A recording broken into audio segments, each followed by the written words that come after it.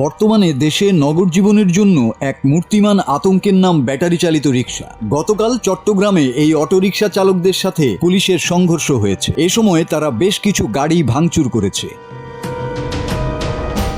গত কয়েকদিন আগে গুলশানে ব্যাটারি চালিত অটোরিকশা চলাচলে নিষেধাজ্ঞা আরোপ করেছিল গুলশান সোসাইটি, কিন্তু সোসাইটির ওই সিদ্ধান্ত মেনে নেয়নি ব্যাটারি চালিত রিকশা চালকরা। ওই সিদ্ধান্তের প্রতিবাদ জানিয়ে তারা গত কয়েকদিন ধরে গুলশানের বিভিন্ন এলাকায় ব্যাটারি চালিত রিকশা চালানোর দাবিতে আন্দোলন করে আসছিলেন। সর্বশেষ গত 21শে এপ্রিল সোমবার রাজধানীর বনানী এলাকায় ব্যাটারি চালিত রিকশার চালকরা পথচারী ও মোটরসাইকেল আরোহী এমনকি আন্দোলনের ভিডিও কিংবা ছবি তুলতে দেখলেই গণমাধ্যম কর্মী সহ সংশ্লিষ্টদের লাঠিপেটা করেন।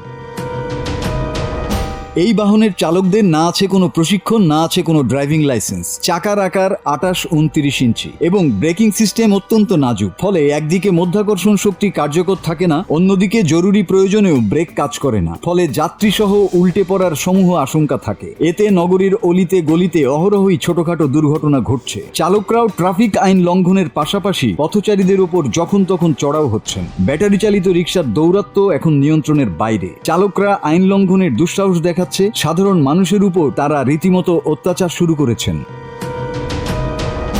বর্তমানে প্রায় 12 লাখ রিকশা চলাচল করছে রাজধানীতে, যার বড় একটি অংশ ব্যাটারি চালিত। পুরাতন প্যাডেল চালিত অনেক রিকশায় ব্যাটারি লাগিয়ে যান্ত্রিক করা হচ্ছে।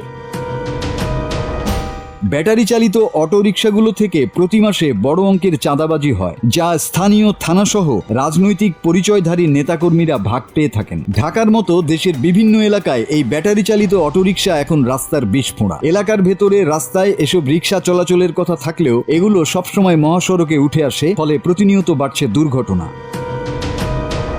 প্রশ্ন উঠছে, অবৈজ্ঞানিক অযৌক্তিক বাহনের চালকরা কোন শক্তির জোরে জনগণের জীবনকে দুর্বিষহ করে তুলছেন? কেন এই বাহনটি বন্ধ হচ্ছে না? কেনই বা এই চালকদের বিরুদ্ধে কার্যকর ব্যবস্থা নিচ্ছে না প্রশাসন? নিরাপত্তার কথা চিন্তা করে অটোরিকশা নিষিদ্ধ করার দাবি উঠেছে সর্বমহলে। মাসুদ হাসান, বাংলা টিভি।